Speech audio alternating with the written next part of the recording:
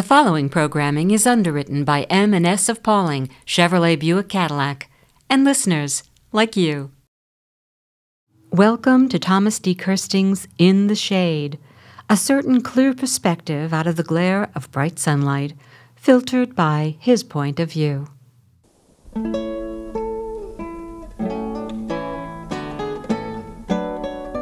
This is Tom Kirsting for Pawling Public Radio, In the Shade. To everything there is a season. We are assured these days that spring at long last has arrived.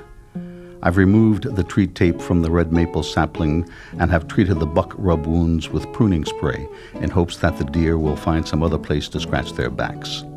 The forsythia, oaks, maples, and black cherries are in bud, though the ash and honeysuckle linger in their winter husks a while longer. Crocuses, daffodils, and bluebells are in bloom, and a breath of spring is felt on the gentle, warm breeze. My thoughts turn now to treating the lawn once again. In years gone by, I'd worked the length of the yard, front, sides, and back, row after row of raking, cutting, seeding, and fertilizing. But now I have the luxury of hiring a landscaper to manage those chores. It is a blessing, surely. Yet I notice once again the shifting contours of the back lawn, a phenomenon that would astound me every year as the grip of winter yielded to the softening spring.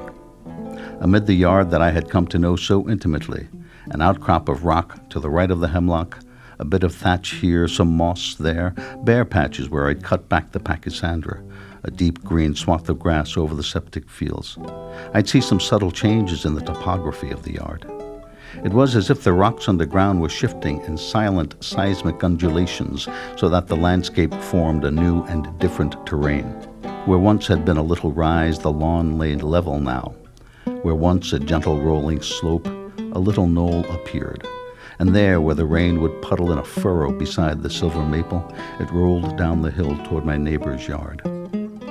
What are we to make of such reshaping of the earth, such shifting of the landscape every year? Perhaps it's a metaphor of all that changes in nature from season to season, all that shifts silently, subtly, but certainly from year to year. The trees are imperceptibly taller each spring, some sturdier, some feebler, others more mottled with lichens or blight. Perennial plants nudge their way through the soil reaching toward the sun, bloom for the season, then fade and die.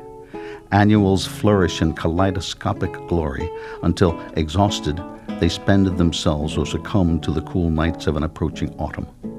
The lawns, too, have their cycles, from the lush greens of a wet spring to the dry and brittle browns of the midsummer heat or the hibernation of late fall and winter. Often we celebrate the joys that the season has to offer, but perhaps more often we take them for granted, hardly noticing the changes as they occur. It is like that, I think, with us too, in the subtle, silent shifting of our own lives from year to year. Oh, sure, we live intensely all the seasons, knowing full well a time to weep and a time to laugh, a time to mourn and a time to dance. But we barely notice the seasons of our lives passing, hardly notice most of the changes until they have come to pass. How could it be that we are 10 years out of college now, or 20, or 40? When did our little boys grow to be such fine young men?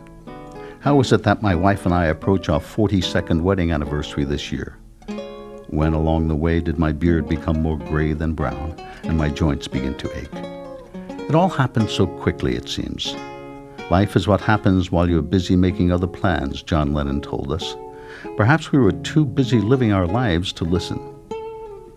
And so in the fullness of time, we grow a little older and a little wiser. Unlike the trees, we tend to stoop a little more as the years proceed.